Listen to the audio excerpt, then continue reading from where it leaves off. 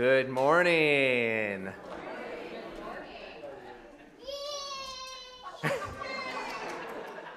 Yes. Good morning, and welcome to Kitsap Unitarian Universalist Fellowship. Whoever you are, whatever age you are, wherever you've come from in life, for this hour we here are one gathered congregation, and all are welcome. Welcome, everyone.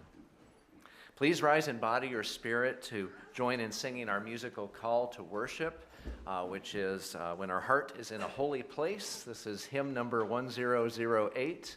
The words will be on the screen and in the teal-colored hymnal, 1008.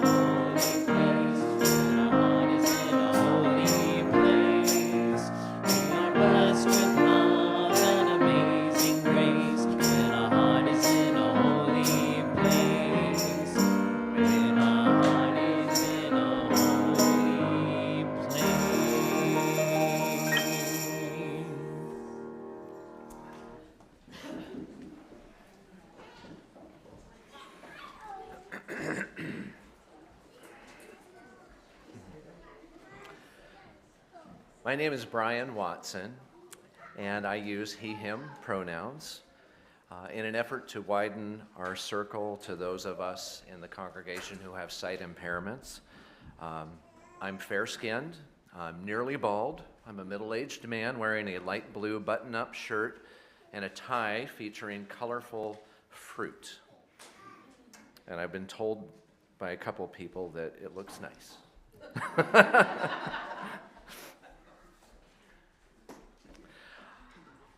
I do many things here at the church. On Sunday morning, you'll probably see me buzzing around from one location to another, talking to this person and that person about anything from the music that we're doing to a toilet that needs fixing to an upcoming search committee meeting to who knows what. This place means so much to me because it gives me a place to serve and to do things that have meaning and purpose. And as I look out over your beautiful faces this morning and I see so many friends, friends whose names I know and friends whose names I don't know yet, I'm really grateful to be part of this and for your embracing of me, and I'm grateful to be able to return that embrace to you, especially on a morning like this. Thank you. Our guest speakers this morning are our own Reverend Jessica Demick and Faith Formation Director Melinda Hughes. Reverend Jessica attended seminary at the Chaplaincy Institute for Interfaith Studies and was ordained as a chaplain and community minister last May. And Melinda is, yes.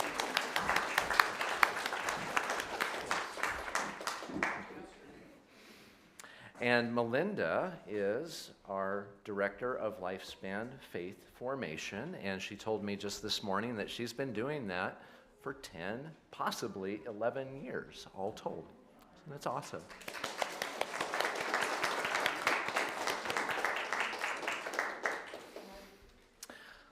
Here at KUUF, we strive to be an inclusive community.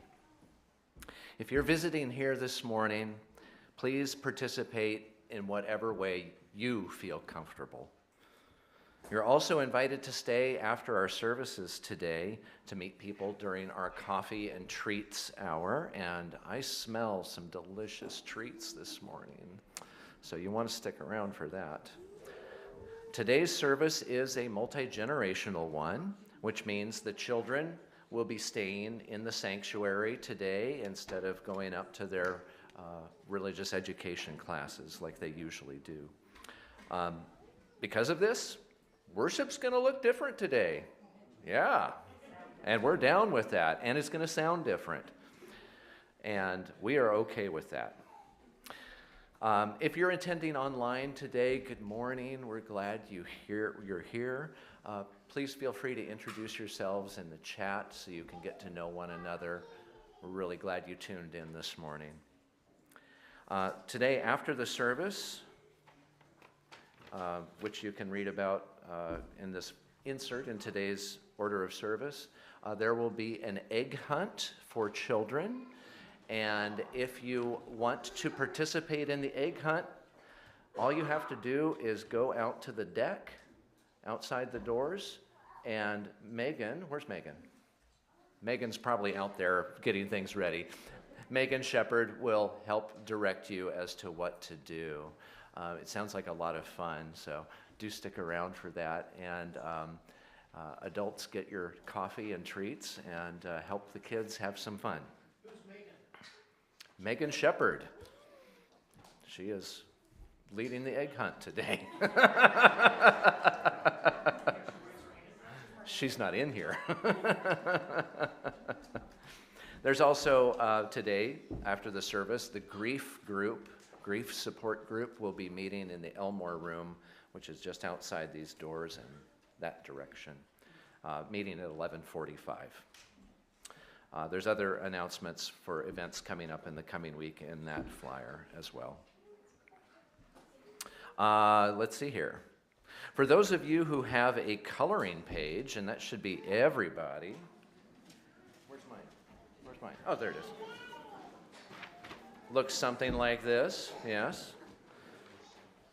You may color it all at once, or you can follow along in coloring it as we go through our order of service for each color. For other announcements about what's going on at Kitsap UU Fellowship, please see our weekly email newsletter, The Candle. You can sign up for that in the foyer after the service. And does everybody have one of these? If you do not have one of these, will you raise your hand right now, please? All right, there's one back there. There's one here. We've got bunnies coming to help. All right, here's one over here. Anyone else? Raise those hands nice and high. There's one more. Greg, back there in the back. Thank you so much. Is that good? Okay. All right, let's now take a moment to silence any electronic devices that you don't need to be monitoring for the next hour during our worship together. And now I welcome Reverend Jessica Demick to the pulpit to lead our land acknowledgement.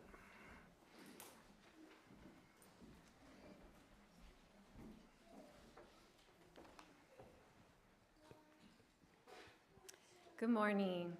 I use she, her pronouns. I'm in my early 40s. I have light brown hair and light skin, and today I'm wearing a blue shirt and a white stole. You may notice that today's land acknowledgement looks and sounds different from the one we typically use. It's a quote by Chief Seattle that is actually part of the full land acknowledgement on the Suquamish website. And I am deeply moved whenever I hear it. Every part of this country is sacred to my people.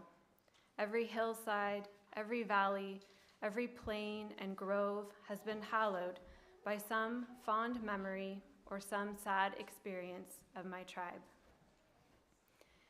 In these powerful words, we hear the deep connection the Suquamish people have always had to the land.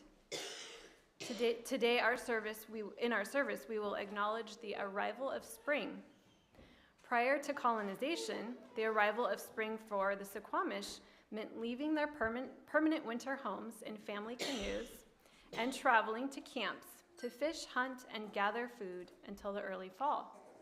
Shelters in these camps were made from portable frames with tree saplings covered in woven cattail mats. I share this bit of information today because it has been shared with me that one of the ways to relationally acknowledge our Indigenous neighbors is to learn more about their history and culture.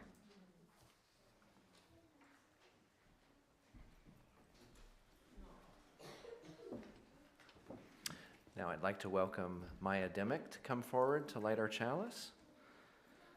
This is Maya's 14th Easter at KUUF. Maya is grateful for the sense of belonging she feels in the KUUF community. Although Maya is using real fire to light our chalice today, I invite everyone here to also light a chalice symbolically and energetically in the chalice lighting.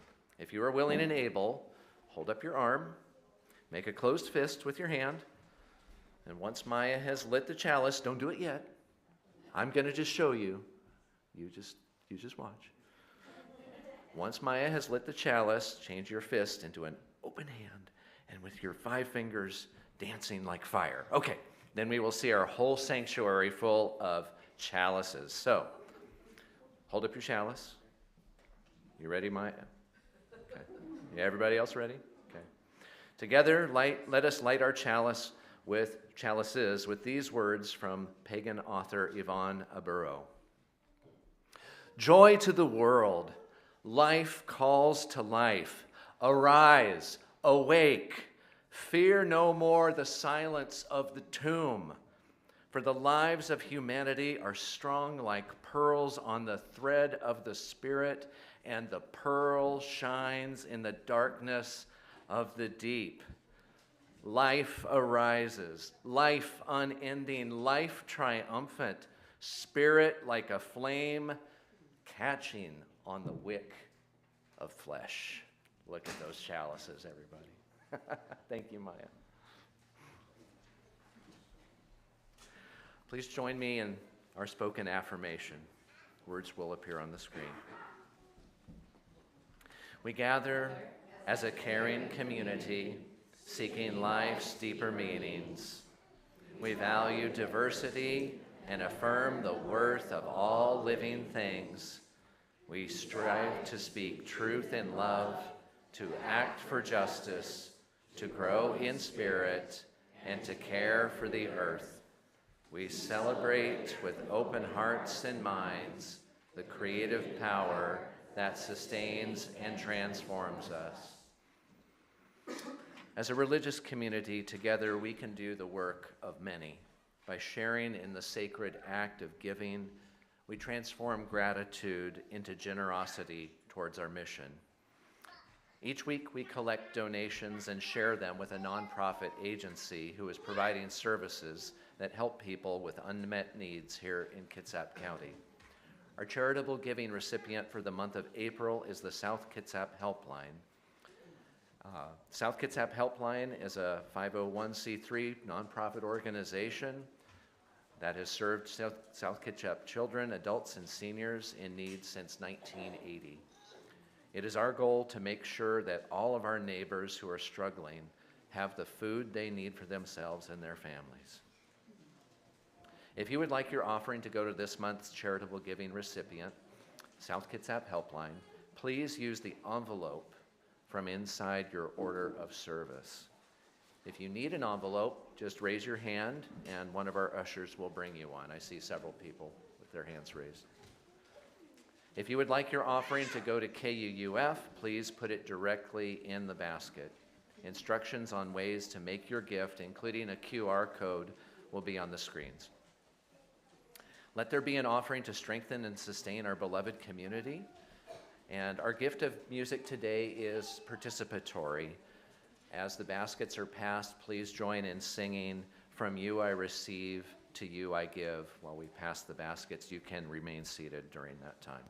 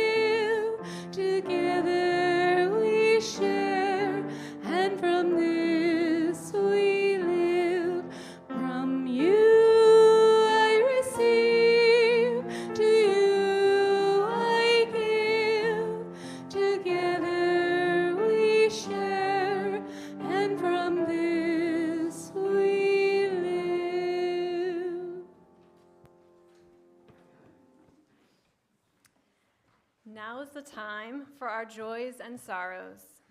When shared together, our joys are amplified and our sorrows lessened. We're going to do joys and sorrows a little bit differently today, and everyone is invited to participate. If you placed a written joy or sorrow in the bowl or submitted one online, the worship team will read these after the service and share them with the pastoral care team or the caring committee if requested. I'm going to invite each of us to put one hand over our heart and to place the other hand upright. Our heart hand will offer our joy or sorrow to be expressed aloud in a whisper, while our upturned palm will receive the love of this community for our joy or sorrow. And if you're participating online, please join us and know that our hands are also offering you that love and care. In a moment, I'll ring our bell, and we can close our eyes for a minute and think of a joy or sorrow. And then once I ring the bell again, you might open your eyes and whisper aloud your joys and sorrows.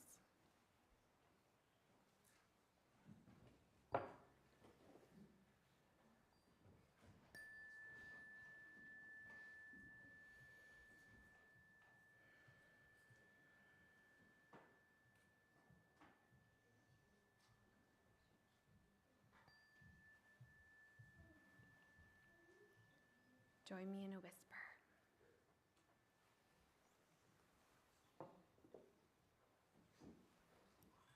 Welcoming spring, family here today.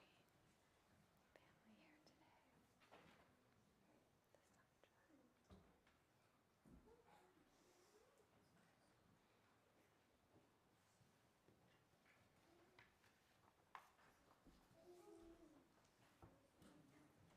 heard some quiet whispers. Thank you for joining us.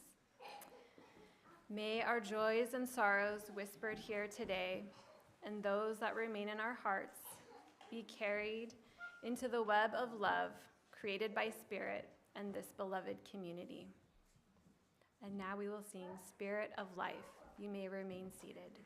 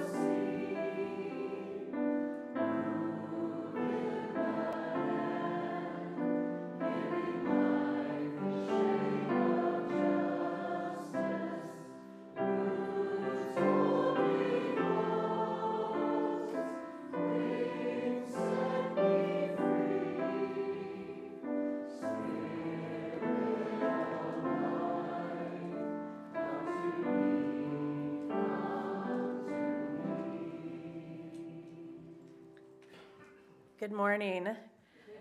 My name is Melinda Hughes, and I'm the Director of Lifespan Faith Formation. I have strawberry blonde short hair. I wear some chunky black glasses, and today I am wearing a blue dress with white flowers.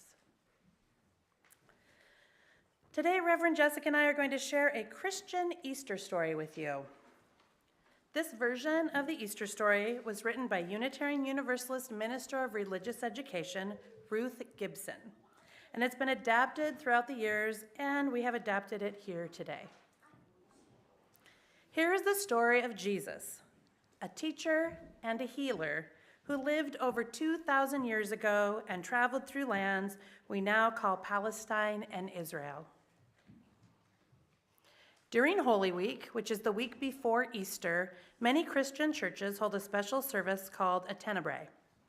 It means darkness in Latin. During this tenebrae service, the story of the last days of Jesus' life is read aloud, and candles are gradually put out until the church is in total darkness. At the end of the service, a loud noise sounds, symbolizing the closing of Jesus' tomb after he has died, and people leave the church in silence. 3 days later, on Easter Sunday, candlelight returns to the church. Tenebrae services remind people that Easter hope arises out of real pain, and that life's affirmations are often made in the context of difficulty and sorrow. Today, as we acknowledge the struggles we humans have trying to live together in peace, we recognize the power of love and hope to change the world for the better, even as we understand that life is full of both joy and sorrow. The story of Jesus is one way we can remember this. And on Easter, it's important to share about his life and ministry.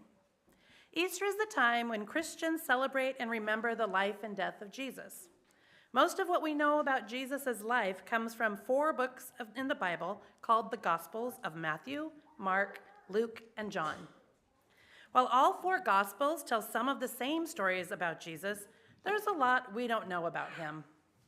We know he was important to people and that his ministry changed the world. But much of his life is shadowed in mystery, and there are things about him that we will never know. We light our first candle for the mystery that is Jesus, and for all the things beyond our knowledge. One idea found in most of the stories about Jesus is that he was a very loving and caring person. It is written that he helped people who were sick to become well and strong. Throughout the Gospels, the writers tell us that Jesus stood up for people who were left out or were picked on. The Gospels say that Jesus made friends with people who were disliked by others, and that he taught his followers not only to love their friends and neighbors, but to love their enemies too. We light this candle for Jesus' teachings to love and care for one another.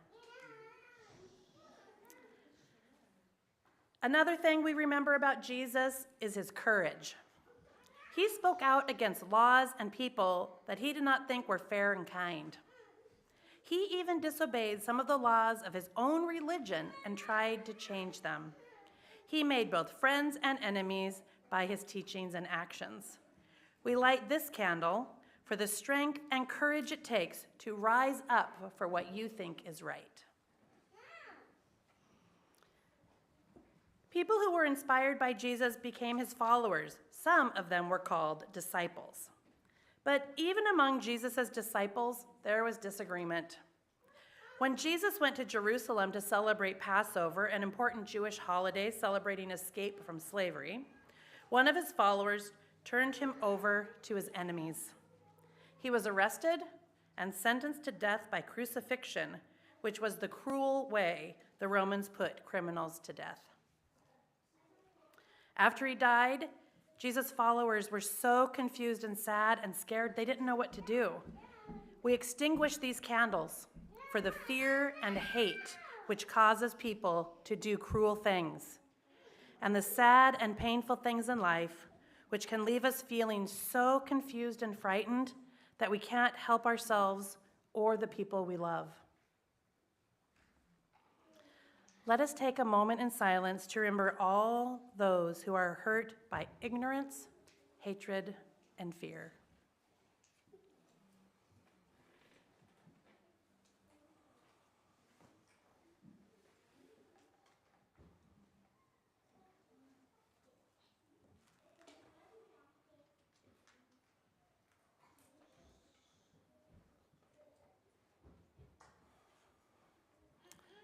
The story of Jesus does not end with his death, of course. Many Christians believe that on the third day after Jesus died, what we call Easter Sunday, one of his followers, Mary Magdalene, went to his tomb and found that his body was gone. Then she saw a man who told her not to be afraid, that Jesus was still with them. Mary Magdalene told Jesus' other followers what she had seen. Later, they believed they saw Jesus again, and he told them to carry on his message of love by doing what he had done in his life, caring for other people and rising up against injustice. The early Christians carried on his work, so it stayed alive and did not die with him. This is one way of understanding the resurrection that is celebrated in Christian churches on Easter Sunday. When people really believe in something, it gives them hope and courage.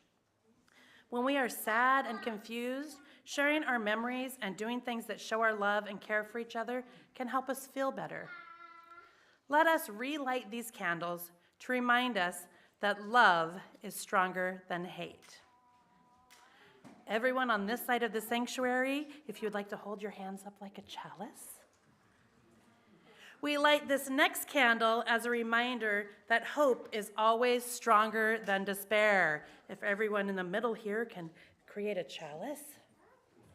And our third candle is a reminder that life is always stronger than death. If everyone on this side can make a chalice. The light shines brightly. Alleluia.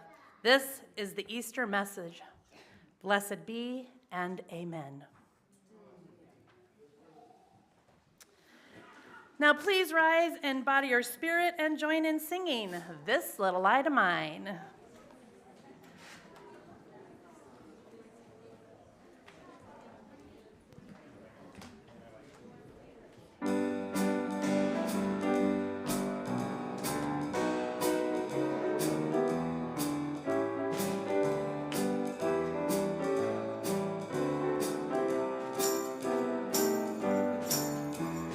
This little light of mine, I'm gonna let it shine.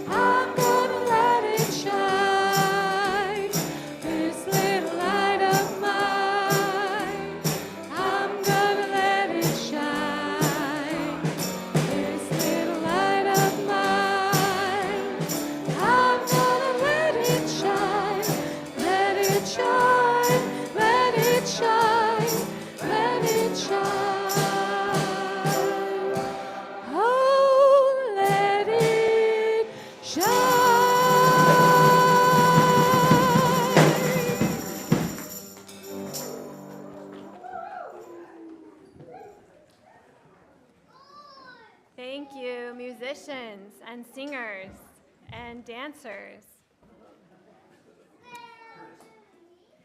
As Unitarian Universalists, we know that as Christianity spread across Europe, it did not erase the existing earth-based celebrations and rituals.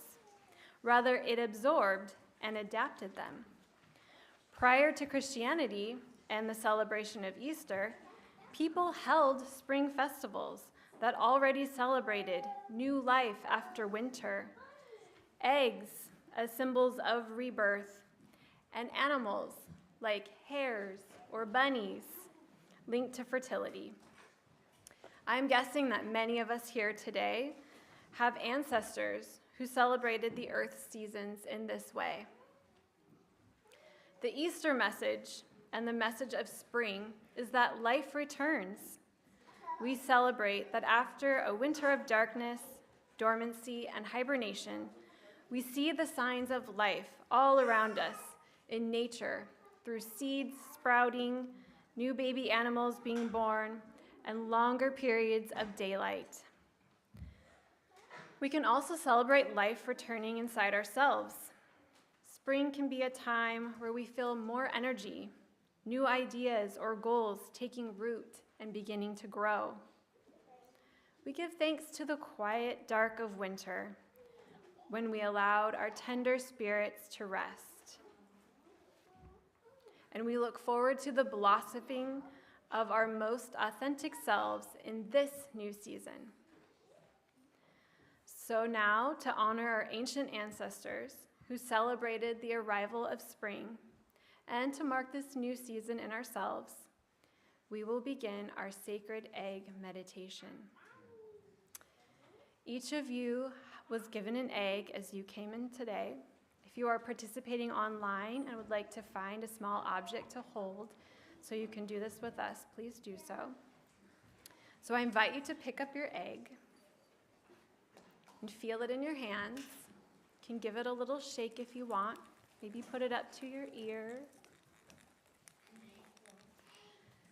And now hold the egg gently in your two hands, like a nest, resting your hands on your lap. You are making a nest on a tree branch that will keep your egg safe until it is ready to hatch. Now close your eyes if that's comfortable for you, and take 3 deep breaths.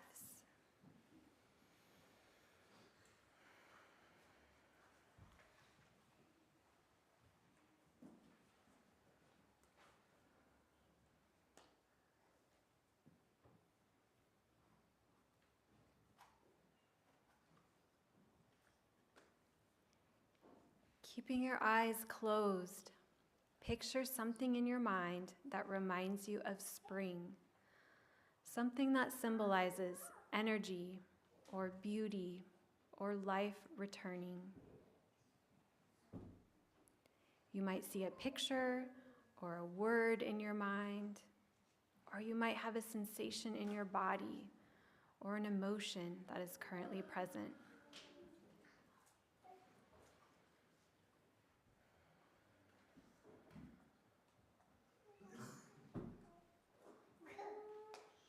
During your next few breaths, I invite you to set an intention around that image or sensation, how you might want to be with it as you move through this season. Or you may simply send gratitude and appreciation to its presence.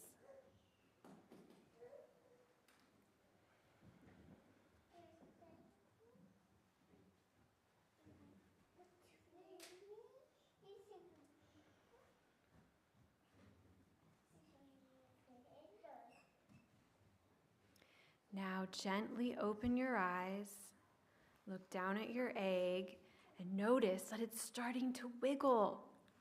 I think it's getting ready to hatch. Life returns. Spring arrives after winter.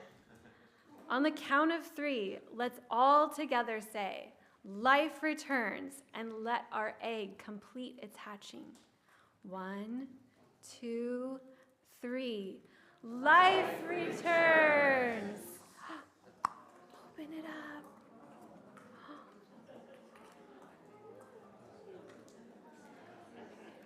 Inside your egg, you will find a flower sticker.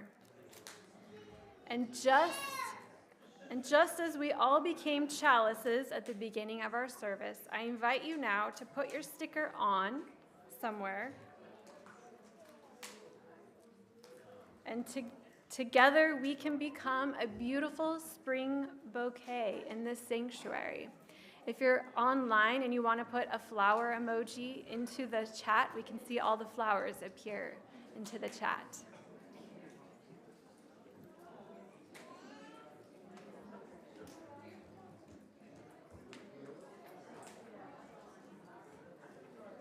I'm seeing lots of colors. This is also a fine motor coordination exercise because these stickers are a little challenging.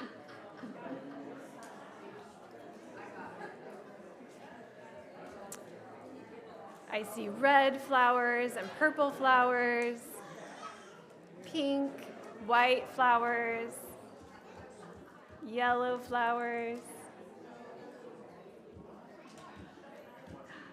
You got pink, it matches your dress.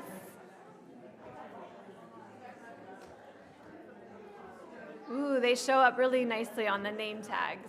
That's neat.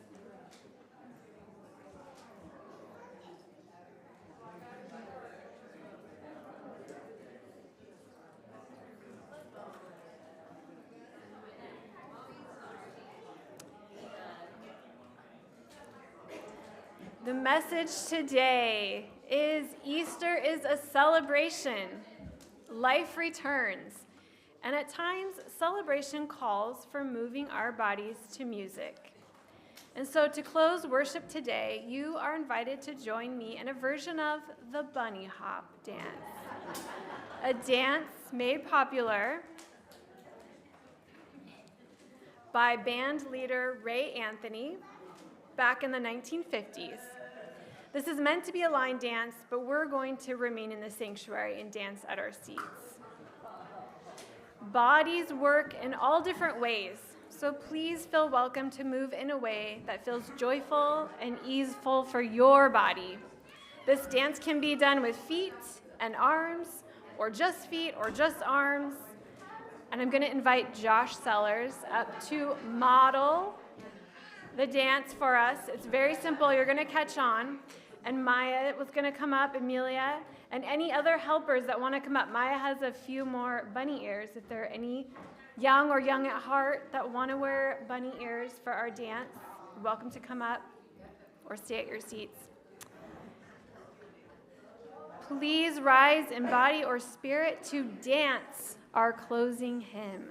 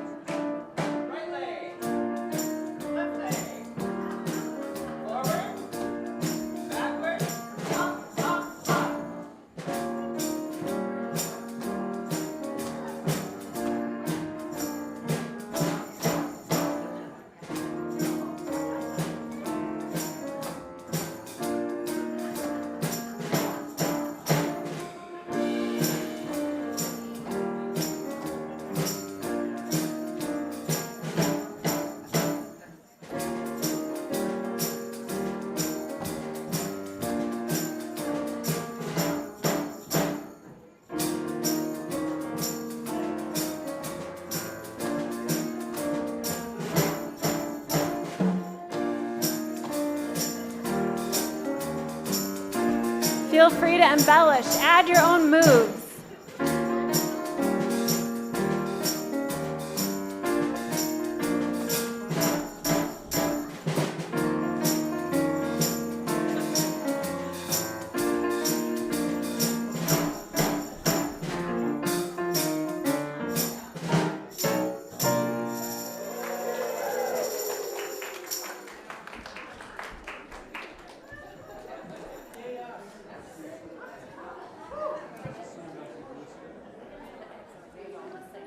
Please be seated.